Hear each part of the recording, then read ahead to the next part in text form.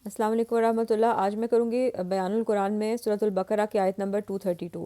आउज़ु बिल्लाहि मिनश शैतानिर रजीम। आयत नंबर 232 है, व इज़ा तल्लक़्तुमुन निसा फ़बलग़ना अजलहुन्ना फ़ला ताज़ुलूहुन्ना अन यनकिहना अज़वाजहुन्ना इज़ा तराज़व बैनहुम बिल मारूफ़।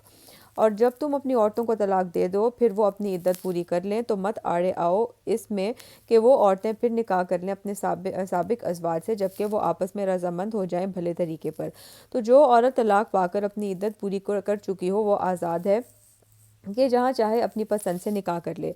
इसके इस इरादे में तलाक देने वाले शौहर या उसके ख़ानदान वालों की कोई रुकावट नहीं डालनी चाहिए। इसी तरह अगर किसी शख्स ने अपनी बीवी को एक या दो तलाक दे दी और इद्दत के दौरान रुजू नहीं किया तो अब इद्दत के बाद औरत को इख्तियार हासिल है कि वो चाहे तो इसी शौहर से निकाह सानी यानी तीसरा निकाह मतलब दोबारा से जो है ना वो निकाह कर ले। आयत नंबर 228 के ज़ेल में ये बात वजाहत के साथ बयान की जा चुकी है कि एक या दो तलाक की सूरत में शौहर को इद्दत के दौरान रुजू का हक हासिल है, लेकिन अगर इद्दत पूरी हो गई हो तो अब ये तलाक रजई नहीं रही, यानी रुजू नहीं हो सकता, तलाक बाइन हो गई।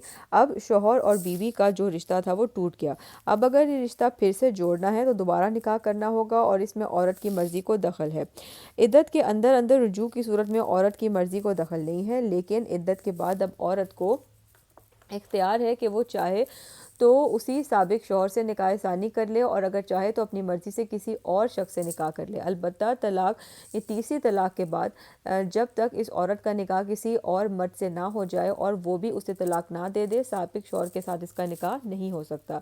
इस आयत में हिदायत दी जा रही है कि तलाक बाइन के बाद अगर वही औरत और वही मर्द फिर से निकाह करना चाहें तो अब किसी को इसके आड़े नहीं आना चाहिए। आमतौर पर औरत के करीबी रिश्तेदार इसमें रुकावट बनते हैं और कहते हैं कि इस शख्स से पहले भी तुम्हें सताया था, अब तुम फिर उससे निकाह करना चाहती हो, हम तुम्हें ऐसा नहीं करने देंगे। ज़ालिका युअज़ु बिही मन काना मिनकुम युमिनु बिल्लाहि वल यौमिल आखिर। ये वो चीज़ है जिसकी नसीहत की जा रही है तुम में से उसको जो वाक़तन ईमान रखता हो अल्लाह पर और यौम आखिरत पर। जिनके अंदर ईमान ही नहीं उनके लिए तो ये सारी नसीहत गोया भैंस के आगे बीन बजाने वाली बात है।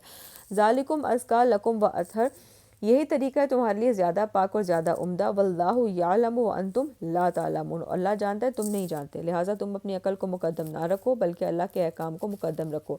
मर्द और औरत दोनों का खालिक वही अल्लाह है, उसे मर्द भी अजीज़ है और औरतें भी। नबी अकरम सल्लल्लाहु अलैहि वसल्लम ने फरमाया यानी तमाम मखलूक अल्लाह के कुंबे की मानद है, लिहाजा अल्लाह को तो हर इंसान महबूब है, ख्वाह वो मर्द हो या औरत। इंसान उसकी तख्लीक का शाहकार है, इसके साथ साथ उसका इल्म भी कामिल है, वो जानता है कि औरत को के क्या हुकूक होने चाहिए और मर्द के क्या होने चाहिए।